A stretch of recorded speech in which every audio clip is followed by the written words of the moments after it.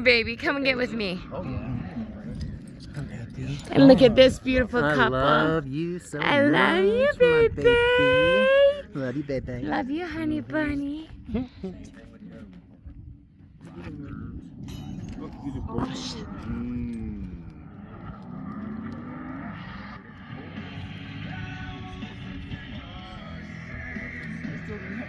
Yeah, so it's adjusting the exposure. Okay. Baby, I love you so much. I love you, baby.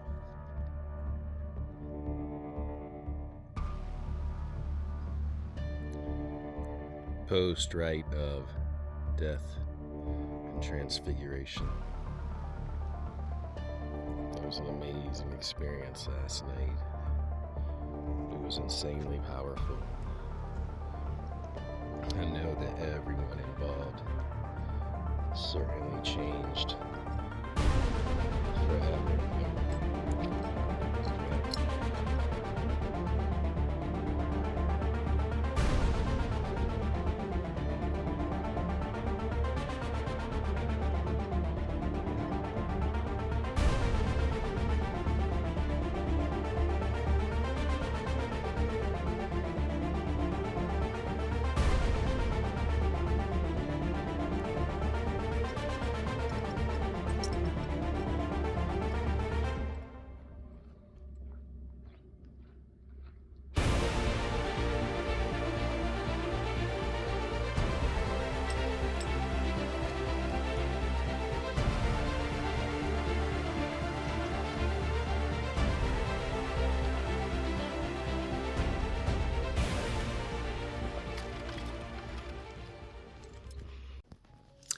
Hey, what's up everybody? It's JD Tempo here from the Light of the Darkness. I got a big issue.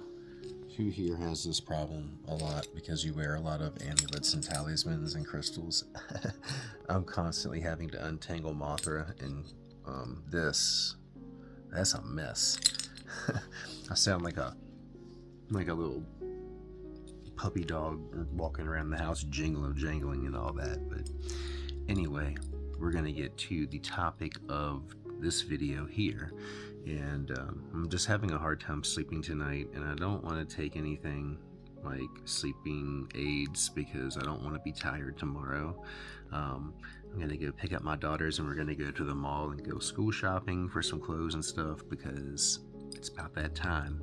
So although I can't sleep, I don't want to make myself sleep and be groggy tomorrow, so I'm just going to try my best after I make this video to get some rest. But let's get into the video then. Okay, so this is something that I know there's like a lot of debate about it, and there always will be, because no one really truly knows what happens and what takes place when your spirit detaches from your physical body. So when you experience death or separation from your avatar.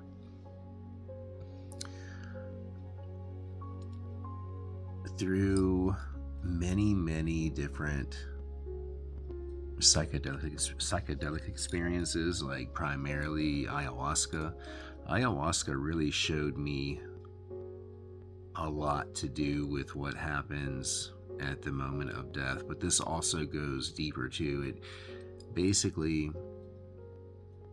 through ancient texts, through my own psychic visions, and combining that with plant teacher allies like ayahuasca and DMT as well, and even psilocybin to some extent, I've really been able to, at least for me anyway, put together the pieces of what I do believe happens when you do die.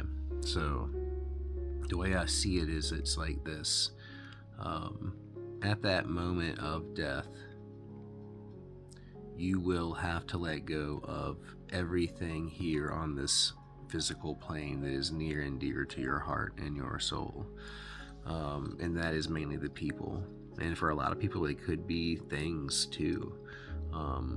when I experienced this, it was everyone that I loved. It was my children and everyone else in my family. And one by one, I had to let go of them. And as that was happening, my body was engulfed in flames and I was burning. And I really had a great struggle in that moment. You know, it was so hard to let go of them, and it was so hard to let go of me. And it was really showing me and trying to like help me to understand that like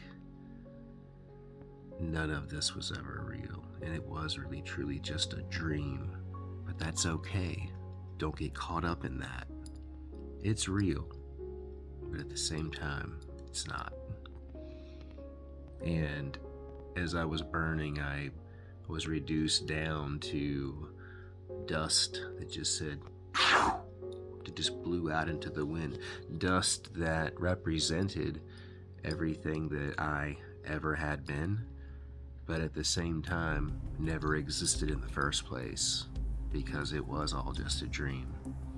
And that meant if I didn't exist, none of them ever existed either. And all of it was just like one big hallucination, one big long dream, this existence. But it's even deeper than that. That was kind of like a quick condensed version. I think that when you ultimately die, you do descend down into the underworld, and you will go and you will visit Abaddon, because you will be purified in the lake of fire. And that's how you leave all of this mess of the world and of you behind, so that you can move forward.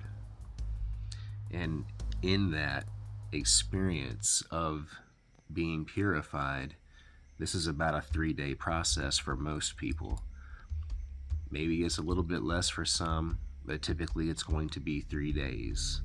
And in that 3 days, that is going to be a really crazy reliving of really intense moments in your life. Some of the most precious, but some of the most difficult, and some of the ones where you have hurt other people, and some where they have hurt you, and some decisions you will see that you should have made one way and that you knew better, but you did it anyway. All of these types of things that are going to be very, very hard to face. Things that, too, that will have to be reconciled. Things that you lied about to people that you really care about. Things that you weren't honest about yourself and the world. You won't be able to hide that anymore, and you're going to have to face it, and you're going to have to know that all of those lies that you thought you took to the grave, no, all of them must be reconciled. So whatever you think you're hiding from someone, they will ultimately know, and you will have to face it. So it's better to do it in this realm than it is to do it when you're being purified in the lake of fire. So really try to get everything as straight as you can, because it will just make that process that much easier to go through. It's gonna be hell. Oh yeah, it's gonna be fucking hell. But it's the only way to let go of all of these attachments that you've accumulated here in this plane. And so then what happens after you've gone through your 3-day passion, your 3-day reckoning and reconciliation period during your purification in the lake of fire? That is then when you will rise up. And hopefully you'll be able to leave the earthly realm and go on to whatever is next. Go on and be with your loved ones and be with those that have gone before you and your ancestors and such. But there are many of us that will shoop and come right back in and be reincarnated and do this all over again. And many of us have, like all of you history buffs out there, all of you that feel connections to certain times in history, certain big events, certain cultures. You know, you're just able to play instruments out of nowhere. You just know certain things that you really shouldn't know based on your age or, you know, your situation in life. You just like, you know, those kinds of things, like, where do you think those things come from? You know, there are things that you do carry with you. You know, your spirit is your spirit. Your soul is, you know, your spirit is eternal. And so I really think that we carry all of that with us, and when we do come back, we have these gifts, but we also too come back with the same group of people, and we just switch roles around, and you can see it, you can identify it. I know it's happened before. You see these people and you know that, like, wow, like, I was probably, you know, her son in another life, or maybe she was my mom. You know, I definitely think that one of my daughters is my deceased Aunt Bonnie.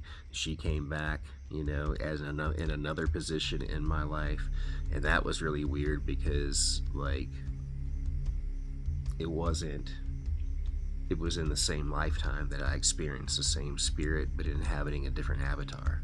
That was wild. That's a wild one. But just remember, like, when you are going through that process, that you will always be able to breathe, and just try to stay calm and breathe. It's going to be chaotic.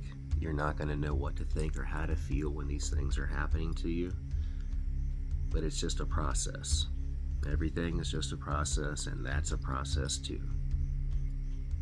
The more that you sit with plant medicine teachers like ayahuasca, DMT, and things of that nature, that will certainly help to prepare you for this process. I'm convinced of that.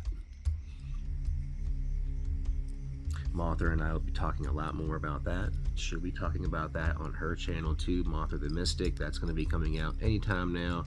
I'm actually getting the name changed on her account now on YouTube so that it'll be that instead of Sarah. So she'll be making some videos, and I'll be on there with her too. Yeah, it's going to be awesome. So anyway, I love you all. If you need any type of magical assistance, you can always check out my website, jdtemple.info. Got all types of awesome things. We still have Lucifer talismans that were blessed during the Lionsgate portal ritual with Ea Wedding and Seraphina Angelus and Martha the Mystic and myself. This year during the Lionsgate, these are still available on my website too. That you can just, like, feel the freaking energy radiating off of them. And, like, man, my connection now to Lucifer and Lilith is, like, so much more enhanced and so much more solidified, and I can just, like, feel that there was, like, so much, like, residue and blockages. Like, now I have a, like, clean connection, and like, I'm so excited about it. I can feel the change. I can feel the difference. You know, shit. Try to get some sleep tonight. Blech. Sometimes I just hate going to sleep because the dream realm can be crazy too, and I have a really hard time with that because I do live a whole nother life and a whole nother existence in my dreams. We're going to be talking about that a lot too. That's something that, like, really affects this reality for me because they bleed over and it gets a little crazy. But that's the story for another day, video topic for another time. But I love you all. Smell my face, smell it good, and I'll catch you on the flip side. Y'all.